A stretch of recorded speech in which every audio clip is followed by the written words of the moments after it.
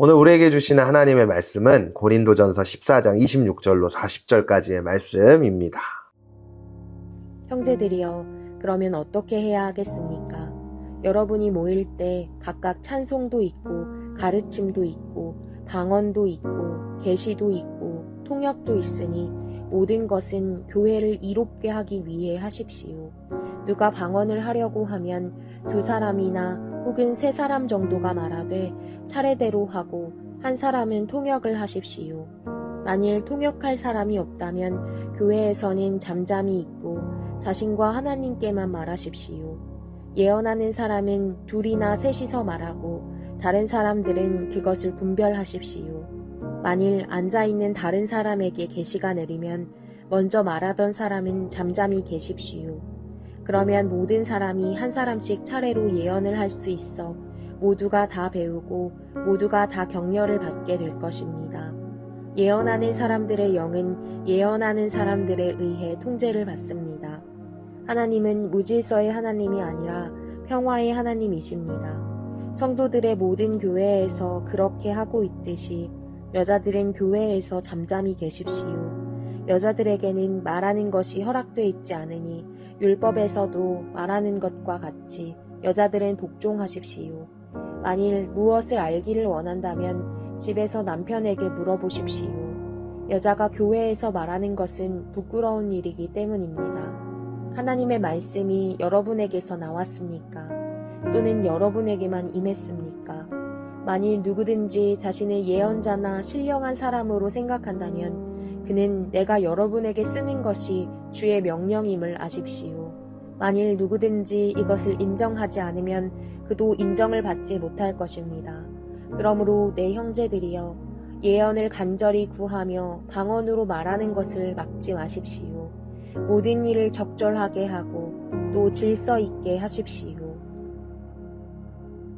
네, 여러분 오늘도 말씀 잘 읽으셨죠? 오늘의 문제 풀어보도록 하겠습니다.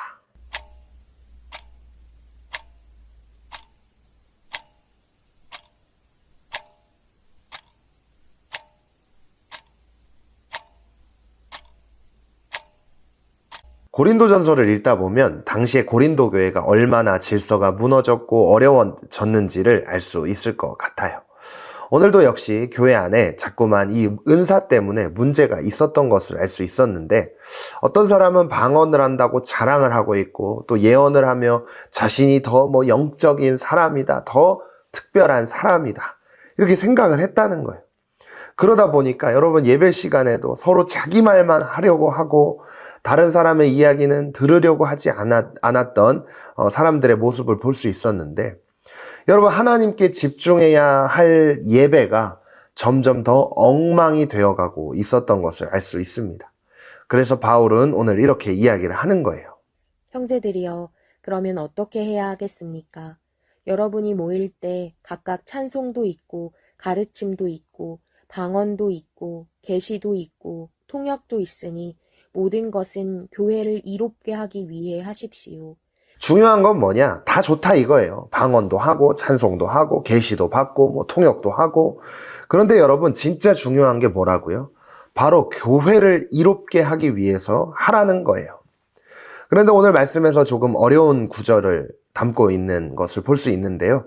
갑자기 바울이 34절과 35절에서 여자들을 향해 잠잠하세요 라고 이야기를 하고 있는데, 아니 이건 무슨 말인가? 이 말씀을 이해하기 위해서 당시 상황을 좀 알 필요가 있어요. 당시 교회는 지금처럼 예배가 어떤 순서나 질서가 있었던 게 아니었어요.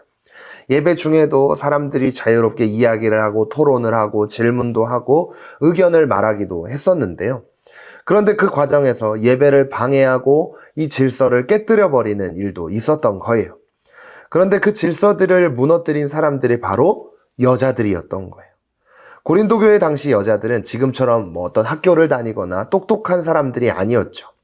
그래서 무엇인가를 배운다고 하거나 성경을 배울 때 사실 남자들보다 기회가 더 적었기 때문에 말씀을 듣다 보니까 더 궁금한 것이 더 많이 생기게 되었던 거예요. 그래서 예배가 딱 시작되면 그 궁금한 것들을 막 질문을 하거나 옆 사람과 이야기를 하거나 또 남편에게 물어보는 일들이 있었던 거죠. 그럼 예배 시간이 어떻게 될까요? 자꾸 방해가 되었던 거예요.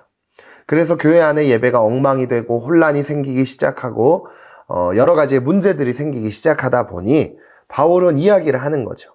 여자들 잠잠하세요 라고 이야기를 했던 거예요. 여자들이 못나서가 아니에요. 예배의 질서를 위해서 이런 이야기를 하고 있는 건데요. 어쨌든 지금 바울이 계속해서 이 고린도 교회를 향해 이 질서, 예배에 대한 질서를 이야기하고 있는 이유 무엇일까요? 바로 오늘 말씀에서 이렇게 이야기를 합니다. 하나님은 무질서의 하나님이 아니라 평화의 하나님이십니다. 성도들의 모든 교회에서 그렇게 하고 있듯이 하나님은 무질서의 하나님이 아니라 평화의 하나님이시다. 여러분, 질서가 무너지기 시작하면 교회 공동체가 무너지기 때문이었던 거예요. 그래서 오늘 이 말씀을 통해 과연 우리는 어떤 질서를 따라야 하는가 한번 고민해보고 생각해보며 함께 결단의 자리로 나아가겠습니다. 첫 번째, 나는 공동체에서 주로 말하는 사람인가요? 듣는 사람인가요? 하나님께서 나에게 원하시는 성숙한 태도는 무엇일까요?